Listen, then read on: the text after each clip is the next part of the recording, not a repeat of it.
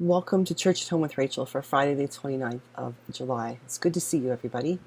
I hope you're having a good week. For us in Canada, this is the beginning of a long weekend, as Monday is a civic holiday for us. So I'll still be here on Monday. It's not going to end, but just for those of you who are Canadian, I hope you enjoy a really good long weekend.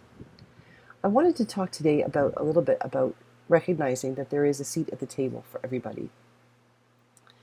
It seems lately in our politics, both above and below the border in Canada, there have been lots of conversations about who is allowed, whose voice is allowed to be heard.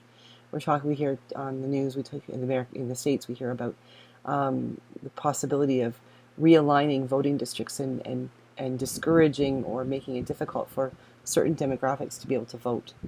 We talk about, lots of talk about lately in the news about the church, Christian nationalism, the papal apology here in Canada, Lambeth Conference for the Anglican Communion, and all of these things where people are coming together to talk about their opinions and their ideas and what they believe about faith. And one of the things that I think I have always sort of held as my litmus test for faith about whether this is a good thing, whether it's right, is it the right thing, is it what we should do next, is the question is there a seat at the table? Is there a seat at the table? When I was a teenager, I often felt like there wasn't a seat at the table for me. And I know I'm not alone. Most of you probably went through the same things in high school where, for whatever reason, you weren't the cool kid or you were different. Or, I was a nerdy kid, but I wasn't a nerdy kid. Like I always had glasses, but not the nerdy glasses. And I didn't belong to the computer club or the soundboard club or something. But I was always that, we moved a lot. So I was always the kid that had to fight for a place at the table. And after a while, I just didn't fight. I'd go home for lunch, literally, finding it difficult to find a place at the table in the cafeteria. I would go and find a corner to go read in. I'd go and find it at the library. The library was like my saving grace through high school because that was a safe place where there was always a seat at a table for me, usually a private study carrel where I could go and read and just be me and not worry about what anybody else thought. So I grew up really thinking a great deal about whether there was a seat at the table. And that started really early on. And this wasn't a bad thing, it was just the thing. But in my grandparents' house, they had a big farmhouse and a massive big, dinner table. But we also had a massive big family.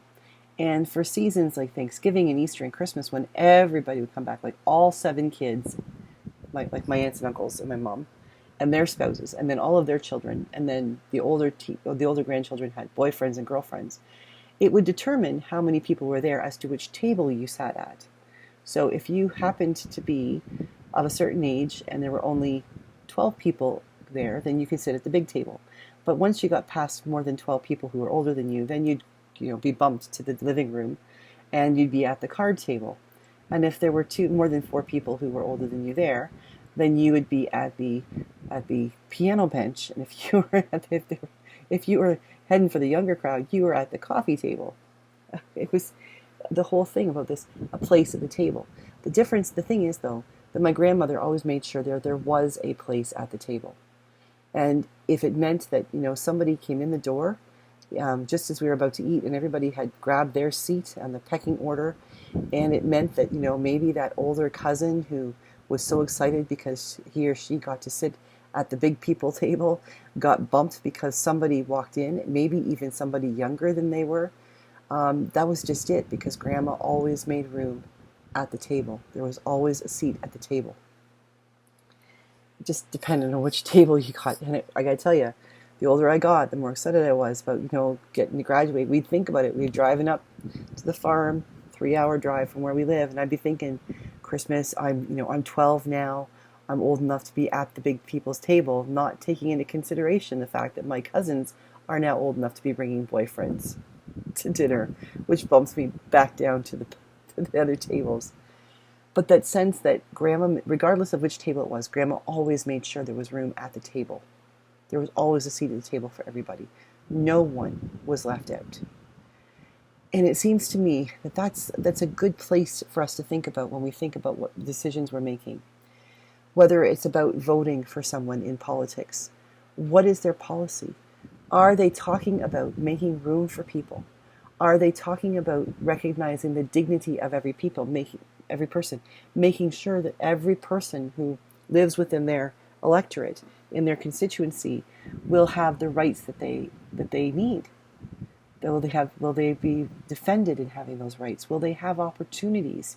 Will they have chances for jobs? Will they have, like the little guy? Will the little guy have a chance to pull himself up by the bootstraps and get an opportunity to go to school or to go to work? Or is it just those who are the better off, the one percenters will have opportunities with that person that we're electing? Lately, it seems both again above and below the border, we have lots of discussion happening, and some of it's not really discussion, and it's not even debate. It's more like downright, flinging the cow turds, where we're not thinking about whether the little guy, or the older person, or the person who is a visible minority, or that person who is not fitting into the scheme of things, whether that's because they are a woman or because they are LGBTQ two-spirited plus or whatever, a disability. We have way too often, we're seeing things where it becomes about what's financially most responsible and what's economically better, rather than looking at what is more responsible for society. Does everyone have a seat at the table? The way I look at it, and I know, lots of people who are economists can shout me down and tell me how wrong I am, but the fact is that if society and our GDP and all those things are fantastic, and we don't go into a recession, and inflation comes back under control, and gas prices, enter something into the realm of, yeah, I could actually put gas in my tank. That is fantastic. That is fantastic if every member of society is able to benefit from that. But we have some significantly punitive, some significantly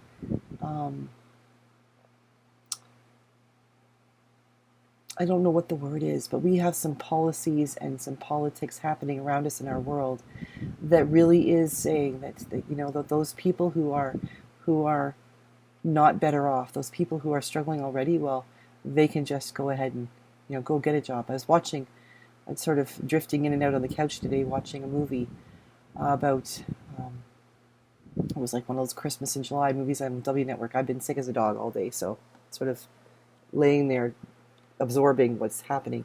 And this young heiress is walking down the street and totally ignores a homeless guy. And her theory on charity is that if you give someone money who's on the street so that they can get food, that you've actually taken away their impetus to go out and get a job so they can buy their own food. Well, I don't know about you, but a lot of people are living this close to being that guy on the street. Not very many people have that 3-month salary put away. Not very many people can deal with the cost of housing and mortgages and what's happening when all of a sudden rents are going through the roof, and you find yourself either I pay rent or I put food on the table. And that's not because you're lazy. It's not because you're a no good person. It's because you can't afford it. It's not your fault. You lose your job. If you lose your job because you just don't bother to show up, or you come in drunk every day, or you just you're really bad at it, you don't give a crap about it, that's one thing. But when you go to work one day and find out that you've been locked out because they moved your company to Mexico or China or something, that wasn't your fault. And now you're faced with, what do I do? How do I pay my bills? How do I make sure there's a seat? Not only that there's a seat at the table, there's food at the table for my kids. Our politics and the way we look at the world needs to shift in such a way that we recognize that we need to make room at the table for everybody. And that includes our religions. That includes how we think about our faith. I'm a Christian, and I believe that one of the big things Jesus did was give us all a seat at the table. We are all welcomed into the kingdom of God.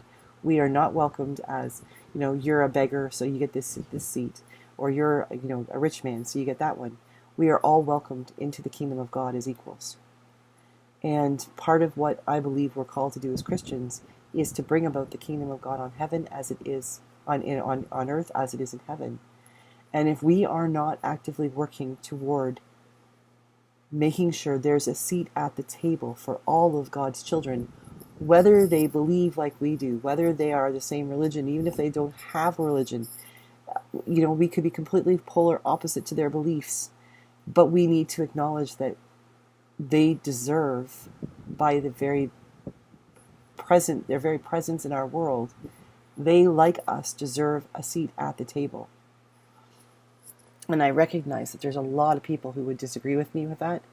And I'm saying, bring it on. You will never convince me that another person is not worthy of having a seat at the table. And you will never convince me that economics or, our gross domestic product or our recession or inflation or, the 1% or the need for trickle-down economics. The heck is that? Nothing ever trickles down, not that way. That works. No. How about we start with inviting everybody to the table? And when we all have a seat at the table, then we can start to rebuild. So whether you're in the States, heading into primaries, and you're looking at, who you're going to elect for your governor, or who you're going to elect for your, the different positions that will be available come November. Or you're, here looking at what's happening with our own political scene, with our political party, with the Conservatives choosing their next leader, who may indeed end up being the Prime Minister of Canada. It matters. Because if we don't demand that they acknowledge and are willing to work toward making sure that there is a seat at the table for all people, then they aren't truly working for us. And that's, at the end of the day, what politics is about. The government ensuring it's working for the good of the people, not the people working for the good of the government. So I think church and state should be separate, but I do think the church and state have that in common. At the end of the day, whether it's in the church or it's in the state or the country or the province, we should all be working toward that place where everybody has a seat at the table. Have a great day, everybody. I'll see you Sunday for, it's not going to be called We Parish Mini Worship anymore. We're going to call it Gospel on the Go, because it's not the We Parish. It's now Dayspring Ministries with Vermilion joining Wainwright and Edgerton. So Gospel on the Go will be up and running on Sunday morning, provided I get a sermon written. It's going to be a busy day tomorrow. And I'll be back on Monday for Church at Home with Rachel. God bless you, and thank you for hanging out with me. You are a blessing in my life, and I really appreciate all of you.